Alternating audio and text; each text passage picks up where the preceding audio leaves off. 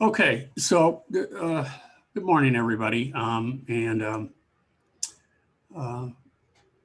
just a couple of things before Thanksgiving and to wrap up the semester since we only have a couple weeks after this weekend.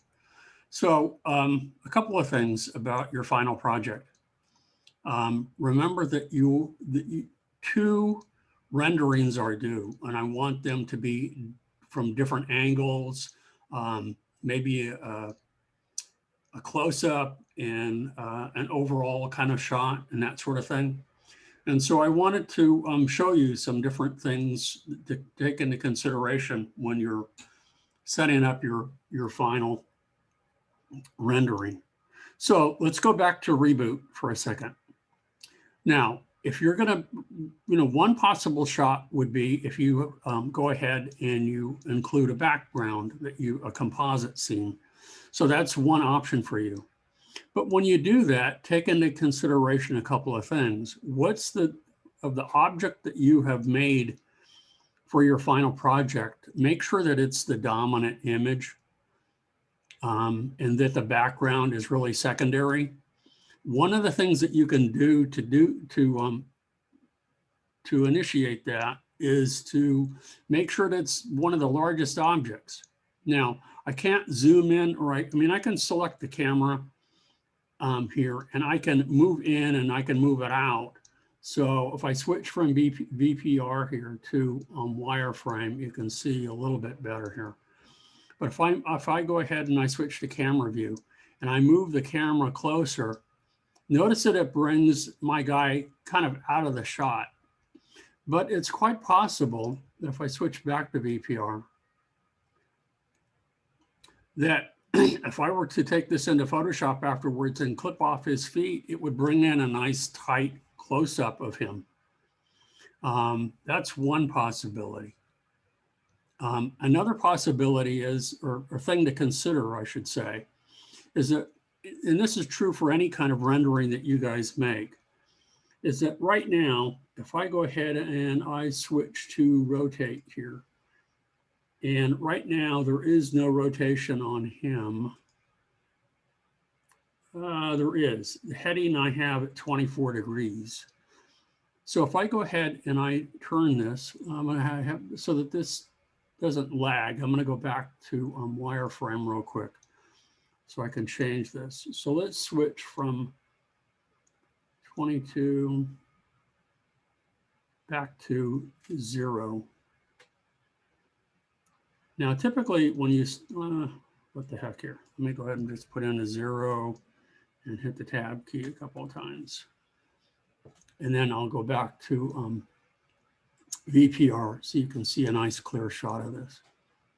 Now, even this shot isn't half bad, but typically, when you set up your object in Modeler, that it's facing front or facing back, and it's a frontal view or possibly a profile view that you have.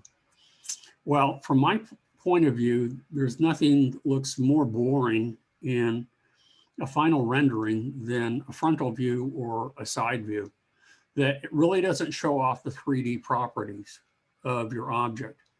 So what I strongly recommend, and this could be, maybe this is an example, this could be a good example of your final project, that to really show off the 3D properties of this, make sure that you show the object at least from maybe a 3/4 view. So let me go back to wireframe. Let's go ahead and I'm going to affect the heading of this. So if I switch like so, and I go back from wireframe to VPR, okay, notice that by just simply shifting it like that, it really shows off the 3-dimensional properties, particularly his head. You really begin to see, instead of just a flat, 2-dimensional frontal view of his head, you get a nice 3-dimensional shot of the whole thing. Now, this could be one good shot. Okay, I could also incorporate that close-up. That would be another good second shot. Another one would be, and it's not as interesting, but for our purposes would be useful. What if I were to go back and see him from behind to show off, again, the 3-dimensional properties of this? So if I go ahead and I turn this around a bit, again, you know, looking at it from maybe a 3/4 view, but now I'm going to view it from the back so that I'm showing off to the, not, it is for my, you know, for my benefit, but later on when you decide to show these, or if you decide to show these to a prospective client, to show that, to demonstrate to them that this was not done in Illustrator or Photoshop or anything like that, that it was in fact done in a 3D modeling program. And I think the advantages sometimes in 3D modeling is that you can, you know, just simply move the camera as you would in the real world and be able to see it from any vantage point that you want. Now, again, as I said, when you're working with a composite scene like this, you have your limits because you want to make sure that the character or whatever object that you have looks like it's seated inside that photograph. Now, I could have him floating in midair, and that would be another option. So we could try that. Let's go ahead and try that for a second. So I'm going to go back to wireframe. I'm going to go ahead and let's rotate him forward like so.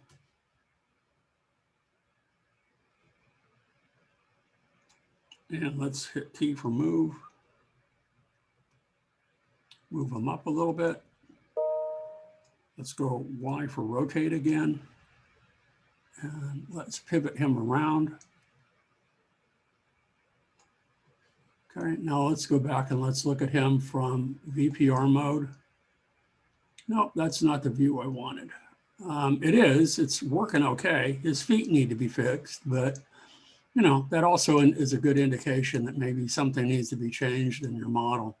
Let me go back to wireframe. I'm viewing him from the back view. Let's go back here for the front. And let's look at it VPR. Yeah, I mean, so that could be an interesting shot. It's kind of fun. It shows off the three-dimensional properties of your object. Okay, so that's one possibility. The other, or a couple there, but if you're using a composite scene.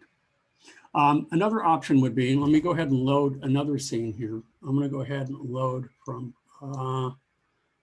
recent scenes. I want the light wave. This one right here. So I'm going to go ahead and save and load. So again, here's the reboot character again. And I've got him in that light bowl. So I'm viewing this in perspective view. Or actually, no, I'm in camera view at the moment. So let's look at it in perspective view. Okay, so he's this tiny little guy in the light bowl. And if we switch again to VPR mode, you can see that it's kind of just a black scene. Not much is going on here because I'm outside of this whole thing. So let's go back to camera view. Okay, and now I have some lighting that needs to be changed here. So let me start by, adjusting some lights using the light bowl. And instead of perspective, let me go to camera view. It is the current camera. So let me go ahead and move the camera. So I want to move the camera. I don't need to resize the object, at least not at the moment. So select the camera, and I'm going to go off of VPR again, go back to wireframe. So this can move a little bit quicker. So let me go ahead and key for move. I didn't want to move the light. I want to move the camera and move that up. So let's see here. Let's move it a little bit closer. Again, move it up. In a little bit closer. So again, here's my 3/4 view. Here's kind of like my standard shot.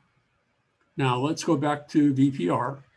So while we're dealing with this, lighting is another issue to consider when you're staging your scene.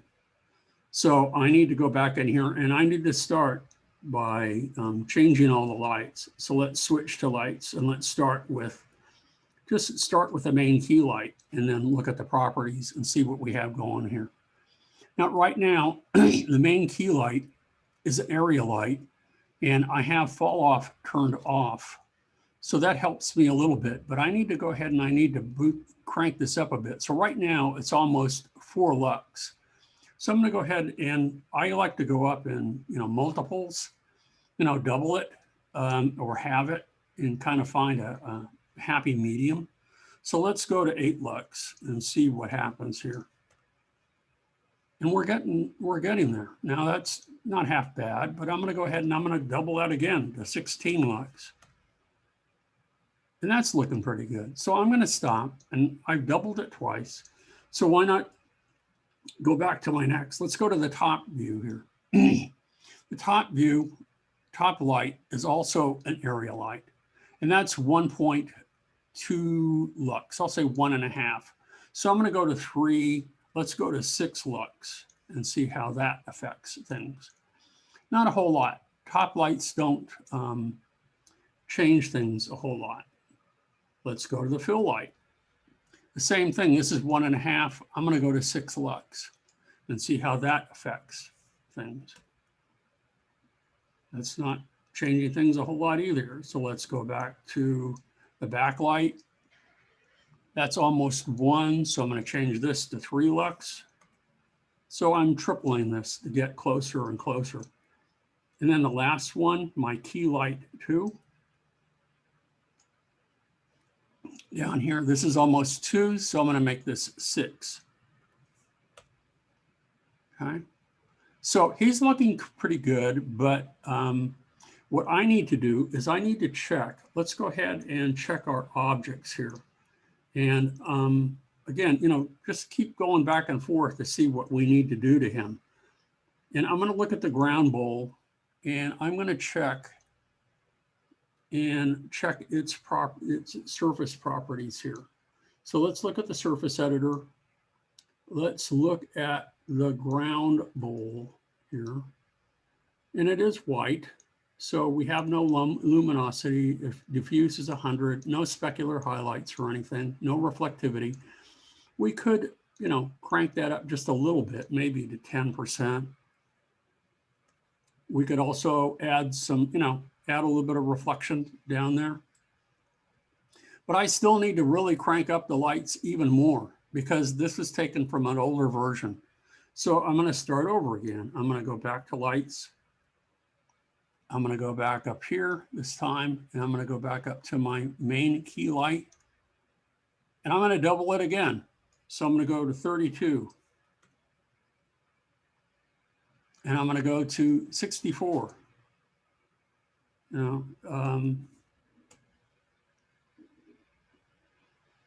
And that's actually looking pretty good. This is much closer to where I want it. Now that's my main key light, but I probably need to go to the next ones and double them a couple of times too. So that's 6, 12, 24. And if I need to, drill some of this back a little bit, I can, but I want to make sure that my object looks really three-dimensional, showing off all of the textures and its properties for the final rendering. I may want to move the camera a little bit, but I want to show you some other shots that maybe make it worthwhile for you to really show everything off. So let's do that again. 6, 12, 24. Let's go to the next one, the back. And we're not going to really see that. So that was 6 and 12. And then we have our second key light. That's going to be 24 as well. Now that's a little bit too much. See, that makes it a little bit too bright. So let me back off on that. Let me go back to 12 for that second key light. And that's looking pretty good. So let's play with camera angles now. So probably the first thing that I want to do is move him down a little bit, but he fills up the screen. And that's really, really, I think, kind of important. that whatever you're choosing to model, you know, to show it off, especially like this as a product or a character, that you show it off and it fills the screen, at least in one of your shots. So I'm going to go back here to and make sure that I have not lights, but cameras selected. And I'm going to move this down just a little bit. There we go. So this would be my first shot. Let's try some others. Now, two shots that I like for single elements that I like looking at, again, to kind of force perspective, to get a real strong sense of the fact that we are doing this in a 3D modeling program, is I like looking at it from maybe a typical normal height of an adult, which would be maybe 5, 6 feet, you know, depending on the scale of your object. So if he's 6 feet tall, it would be, you know, pretty much eye level. But I also like looking at things as well from a bird's eye view and a worm's eye view. And I have examples from my own that I want to show you after this. So let me go back to wireframe, and I'm in the camera view. So let's go ahead and move the camera down a little bit. And I'm going to go a little bit closer, like so. And now I'm going to rotate. And whoops, I don't want to do that. Let's go ahead and I want to modify, and I want to rotate. And I'm going to go ahead and I'm going to change the pitch of this so that we're looking up at him, like so. And now I can take and select move and move it back just a little bit. But notice, you know, now I'm really looking up at him, not so much from an extreme point of view, but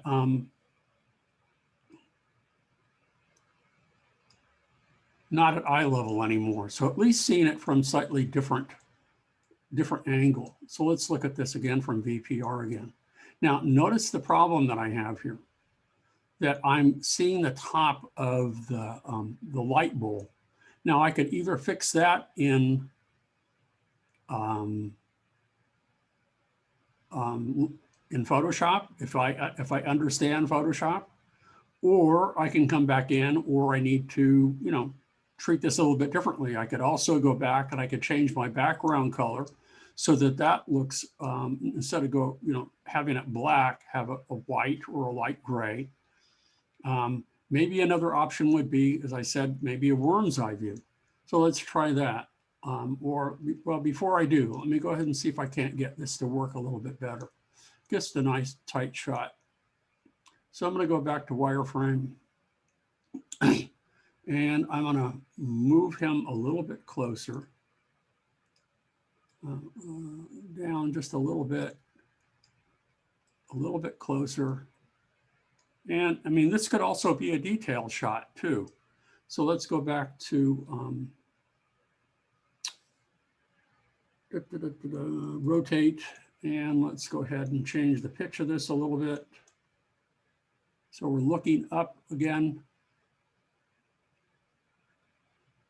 And depending on where, yeah, okay, the light bowl is ending here.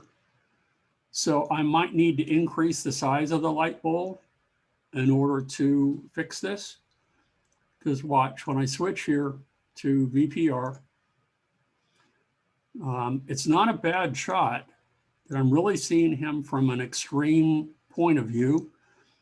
But you'll notice that the background is black, and I don't want to see that background.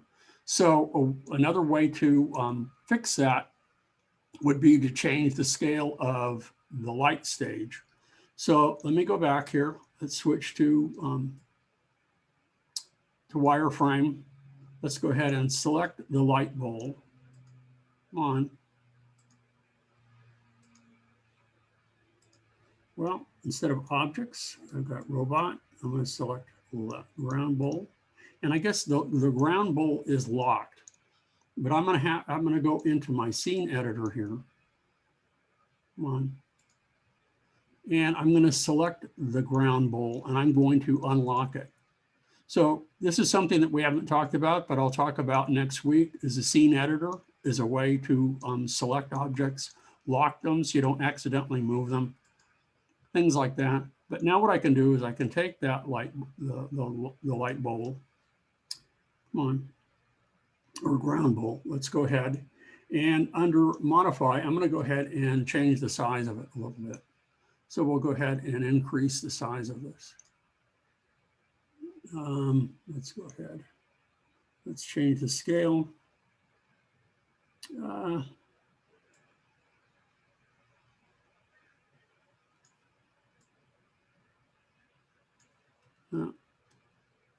Let me go out of camera view and let's go back to perspective view just so I can see this a little bit better. There we go. Let's just really make it huge.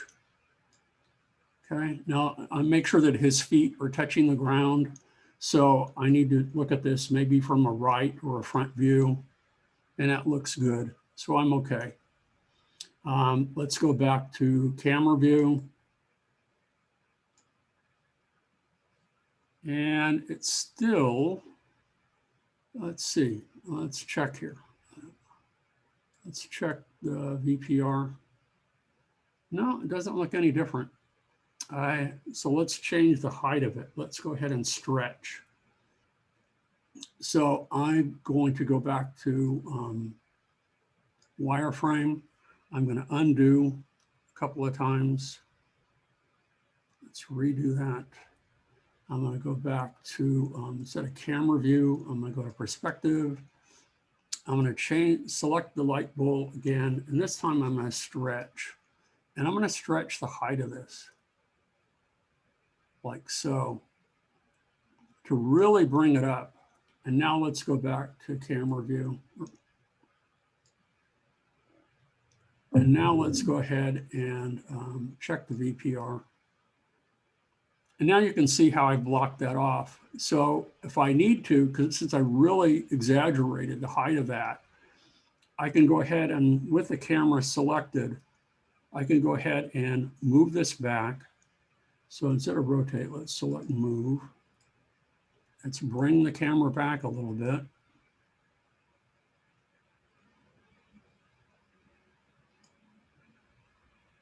I want to go forward just a little bit. And let's go ahead and rotate one more time to change our angle just a little bit. I'm going to change the pitch just a little. So we're still looking from underneath, but again, there you go. So, you know, we don't have any clue as to how tall this guy is, how big or how small. It could be the size of an ant. It could be the size of a 10-story building. I don't know. But anyway, the point being that, you know, the light stage is a good way to show off your product. Use a composite. Think about the angle that you're viewing, whatever object or objects that you are creating. If you want to do a profile or a front view, that's fine for one, but show it off from a 3/4 view. Show it off by, you know, changing the camera angle from maybe eye level to bird's eye view, or in this case, I'm showing you more of a worm's eye view. So those are some options for you. Now, let me show you what I've done. Let me go ahead and change here. I don't know if you can see this. Let me come back here. Let me move this up.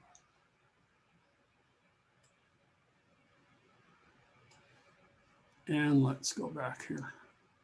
And let's bring this down.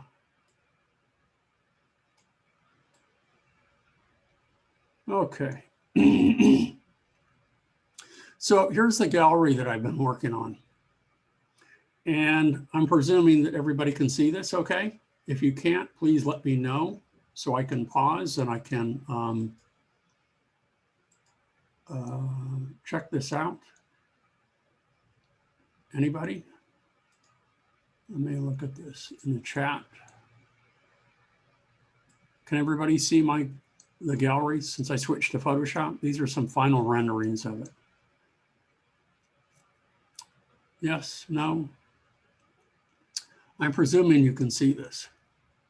So we'll find out soon enough when I test the recording. Let's see. There's the Q&A.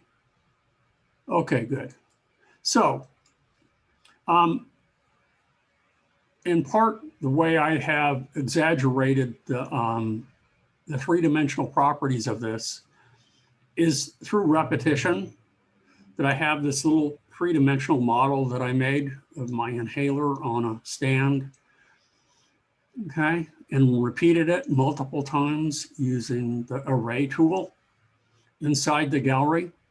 And you'll notice that I have, the way I've set up the camera is that I have at least a few of these close up. So you really see them close up. And then at the same time, I'm looking at them at the level of the height of these little sculptures. And then you can see in the background, the guy in the second gallery, in my middle gallery back here. Okay, so that by separating them to a different gallery and emphasizing the scale so that you can see him way off in the distance, you really get an extreme sense of depth here, okay?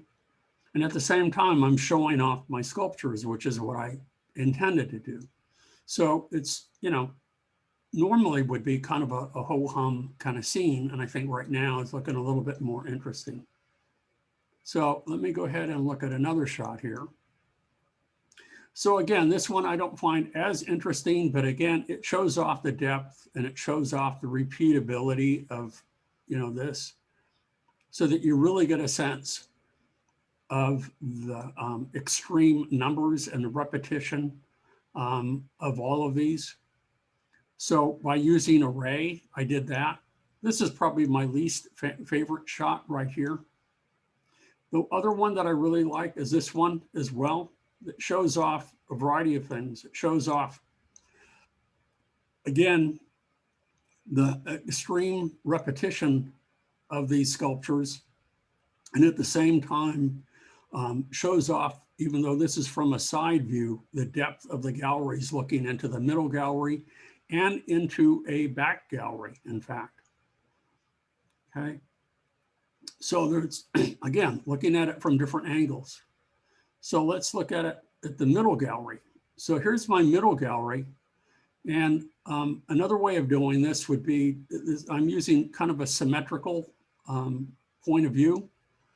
At the same time, okay, I'm using that worm's eye view that I talked about. So we're looking at it very low and looking up at everything. And it's not entirely symmetrical because the fellow over here to the right, offsets that symmetry just a little bit, but it's still balanced. And I think it's balanced because he's facing to the left, and notice that the chair is skewed and facing more to the right. So you get that juxtaposition of those two contrapose between these two, the juxtaposition between those two. Okay, so there we have that. Now let's look at a different one. Okay, so again, this is now more from eye level. It would be his eye level, the guy in the background. Okay, where he becomes really the focus, where you're kind of the perspective of the chair and the gallery zoom back in and focus on him and the depth of the gallery, even though it's a relatively medium to shallow space. And at the same time, it shows everything off. And, at the same time, look at the lighting. That's something, again, that you guys need to play with. Let's go to another view. Let's go to this one.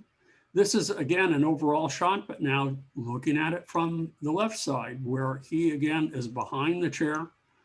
I get a nice wide shot here, relatively medium to shallow depth. Okay, showing off, again, different images so that, you know, by being able to show off, I want to show off the images on the walls. So depending on each shot, we'll show off all of them, or maybe 3 of them or 2 of them. And now I get, at least from these different angles, you get to see all of them. So I can zoom in a little bit on that. Okay. And then we have one more. And this is the most extreme of all of them. This is viewing the middle gallery that I have from a worm's eye view, or not a worm's eye view, from a bird's eye view. I'm up in the rafters here. I'm up above the lights looking down on the gallery to show off everything. So you can see that I've had, you know, a fairly extreme points of view here. Same space, same lighting, just moving the camera around. Okay.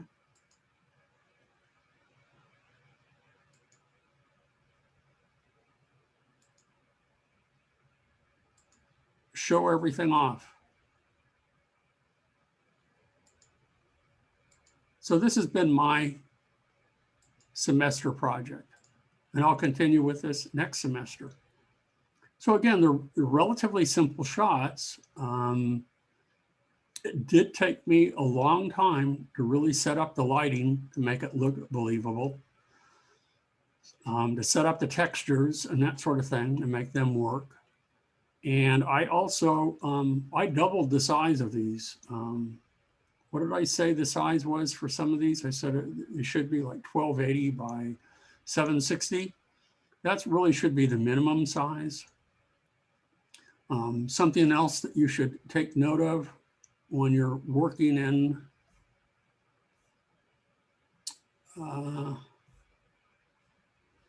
Lightwave is to the camera settings. That's something else that you should take note of. So in the camera settings here, let's take a look at that for a minute, so that you can, you know, have some nice looking shots when you're done. So with a camera, I'm going to go to camera properties. And you can see that I have this set. This is a small one. This is at 800 by 600. I'm going to change that. So I want it to be at least 1280 by 720. So I get a nice, a good size shot. And then we have minimum and maximum samples. Leave it at 1 and 8 while you're doing your test renderings. But when you're ready to do a finished rendering, double each of these. Go to 8 and 16. And what this does is it will change the anti-aliasing so you can remove the jaggies in the final rendering. So that's what we want to do there. Okay. And then that's pretty much all you need to change. And also under the multiplier, have it set for your final rendering to at least 100%. And then later on for yourself, if you want to do one at 200%, you can. But while you're doing test renderings, 50% is just fine. Okay, but I'm pretty sure that this one is going to come out okay. So by increasing the size, by increasing the samples, by adding lighting, all of those things will add to the rendering time. So while you're doing your test renders, keep it all low. Like I say, so keep the samples at 1 and 8, keep the multiplier maybe at 50%. You can still have it at 1280 by 720, but leave it at 50%, so it reduces the size and it will speed up your rendering time until you get something that you are happy with, and then go ahead and boost it and crank it up. Now, other things that you need to take into consideration as well. So those are the camera properties. We need to, when I'm ready to render this, we need to go into render properties here. Okay. Now, under the render settings here, you can change some of these. It really depends on what you want to do. I definitely want to make sure that ray trace shadows are selected. If you have any reflectivity, we want to make sure that that is ray traced. Refraction, if you have glass or anything that's transparent, make sure that that's checked. I don't probably need render lines, but I'll leave that turned on. If you have instances of objects, which I did in my galleries, I want those to be rendered as well. And I don't need to worry about mapping or enable lens flares in this particular case. But in my galleries, I did have lens flares rendered. Now for right now, leave all of the rest of these settings normal right here. Just leave them the default. But when I go to global illumination, that's where we're going to make some final changes here. Okay, so I recommend right now using brute force, because it will really tax your computer if we use another setting that I can show you videos on another day.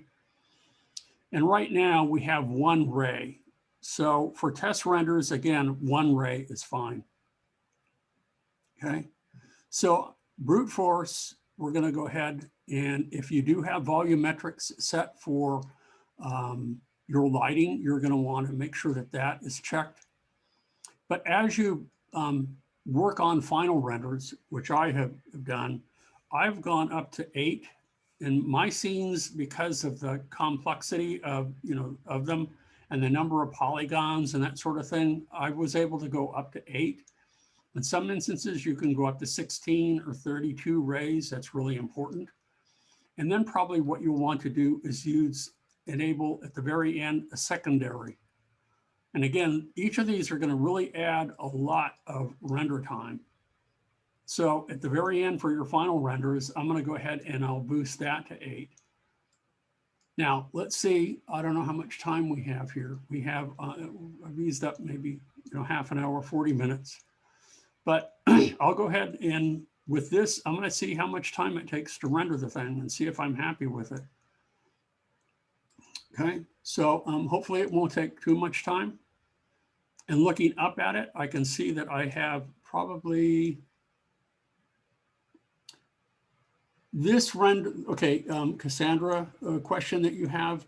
This recording will be on both YouTube and Canvas since I am the one responsible for doing all of it. It's when I'm showing you videos that have been already posted on YouTube or lynda.com that I can only post them on Canvas, but this will be on both. Okay. Okie doke. So I'm going to go ahead and, you know what, I'm going to knock this back a bit because I have the feeling this is going to take a little while to render. So I'm going to bring up this, the render properties again. And I'm going to knock this back. I'm just going to go do one ray right now. And actually, I'm going to use 4 rays. Why not? And I'm going to turn off enable secondary global illumination. Okay. Because if I leave both of them at 8 rays and I have primary and secondary, it's going to add a ton of render time.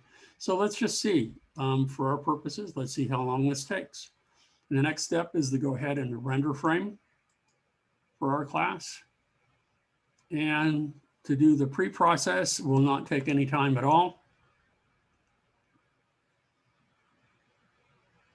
It's actually going through pretty quickly. From just, while this is rendering, just to give you an idea of what's going on with my gallery is that I have so many polygons. I have probably over 100 lights total and everything, and millions of polygons that the renderings that you saw can take anywhere from, with my laptop here, can take between, 12, 16 hours to render. So I render, when I go to bed and when I wake up, we do, hopefully see a final render. So this is going through pretty quickly, not going too bad. Okay, it's a little too brightly lit, but I kind of like it. I might tone it down just a little bit. So maybe I overdid it with my lighting a little bit. But I can go back and dial back some of the key lights. And here's my final rendering up here. And let's look at it. And I'll go ahead and now I can abort. And that doesn't look half bad. It's a little overlit. It's a little too bright for my taste.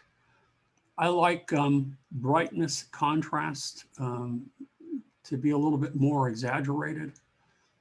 But it's looking pretty decent here. So now the next step, or the final step, is that you're going to want to go ahead and under File, you're going to want to save it as a Lightwave JPEG right here. And then also a Lightwave Photoshop. So we have Photoshop. Where's Lightwave Photoshop? We want, it's here somewhere. My eyesight isn't so good, I'm sorry to say. And the text on my screen is really, really small. So here it is down here. Then you'll want to also save it as a Photoshop 24-bit. And save them and upload. You just need to upload one of them onto Google Drive. But remember, you're doing 2 renderings, so you're going to do 2. So either JPEG or Photoshop, either one.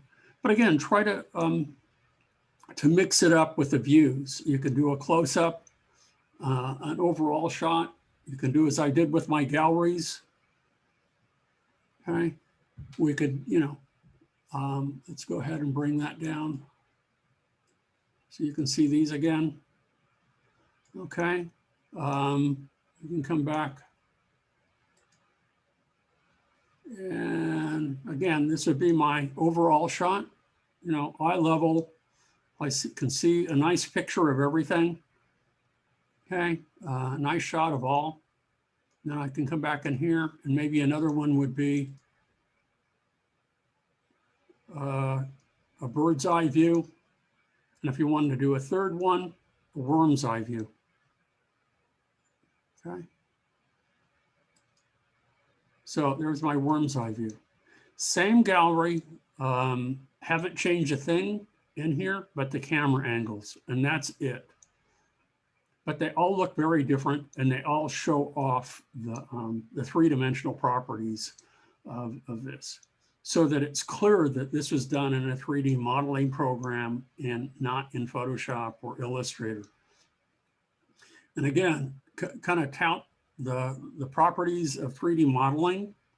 And I like Photoshop and Illustrator a lot. I like them, you know, all these programs. But where I really think 3D modeling excels, particularly over Photoshop or Illustrator, is that, let's use Illustrator as an example, that it's excellent for 2D.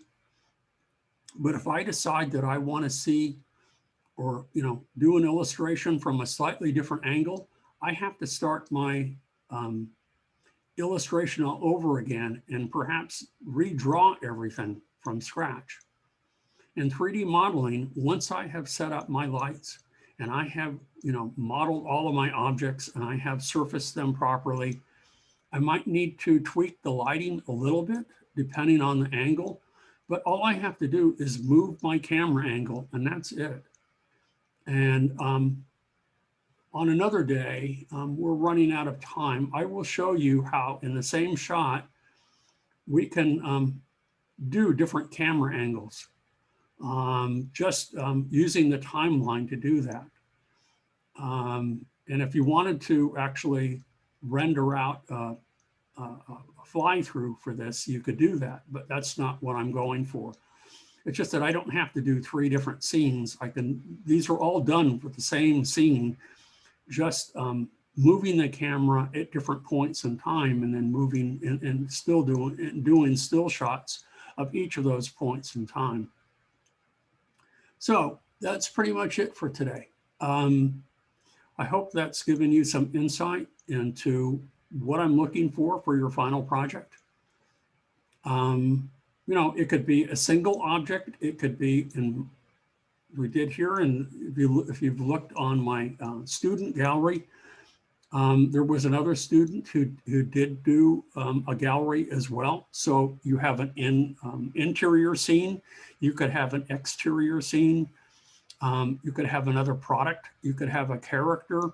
And when I say product, that could be a toy, it could be anything you want, whatever you can really sink your teeth into and immerse yourself. But we only have a couple weeks left. So give yourself enough time to properly light, surface, and play with different camera angles to really showcase what you're doing. Don't be afraid to move the camera close to the objects that you've created and give a nice tight shot to really show everything off. But it will also, having said that, show off all the glitches in it that may mean that you need to go back and fix some stuff.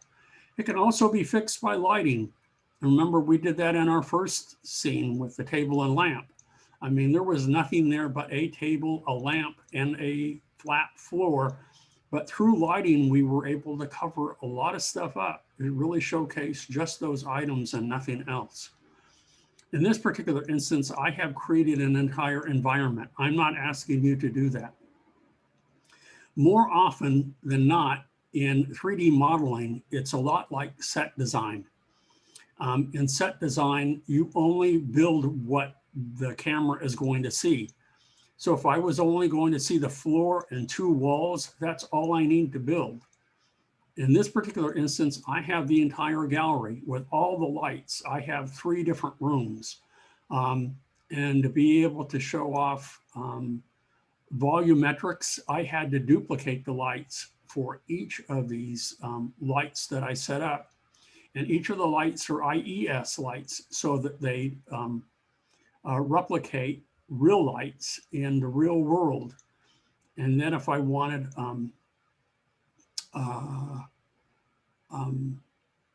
to see the little star shape here, the little, I can't think, I'm drawing a blank at the moment.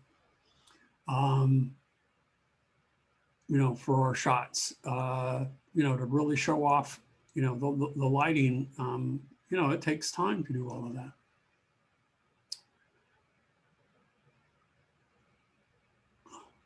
The other question from Cassandra is, when do I want everything turned in?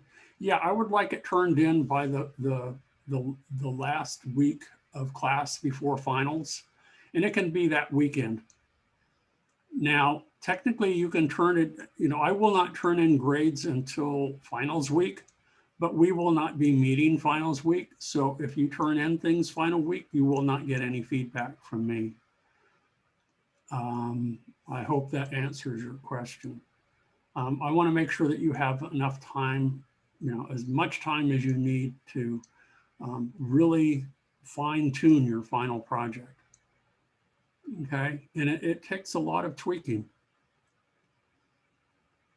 Okay.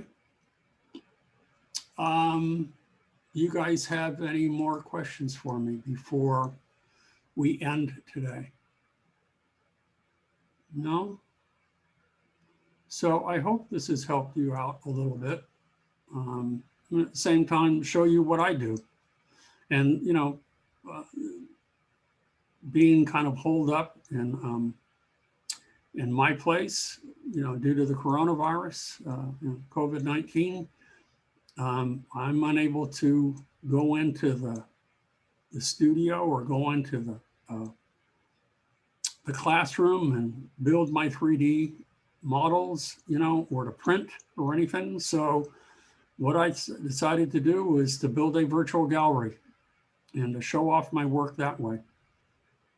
I'm gonna make use of my time. And it's really taken a lot of time, I have done probably over 100 renderings of these as tests to see, if these things are working okay.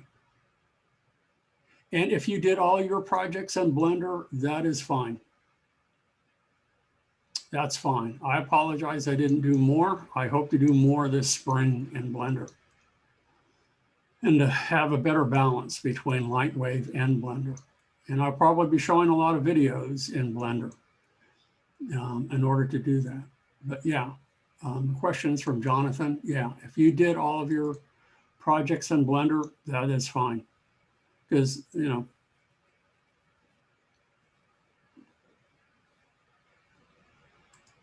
it's free. It's a robust program, and it's taken me time to make the transition.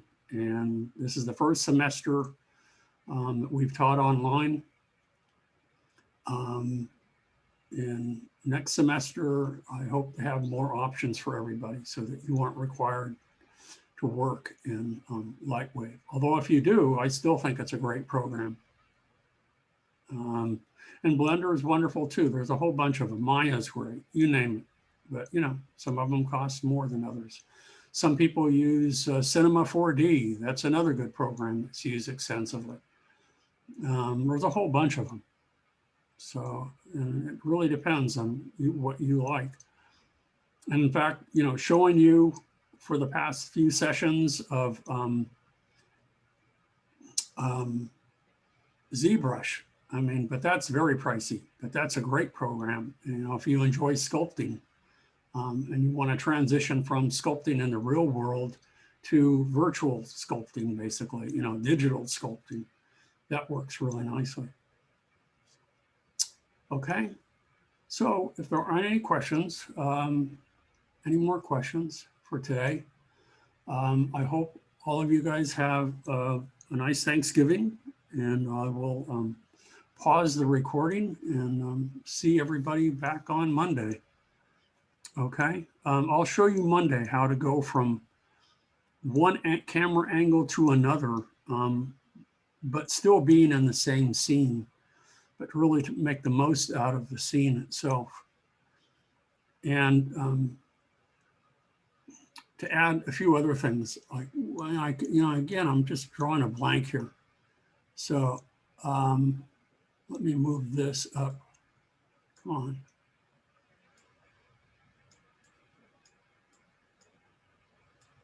There we go. Move this up.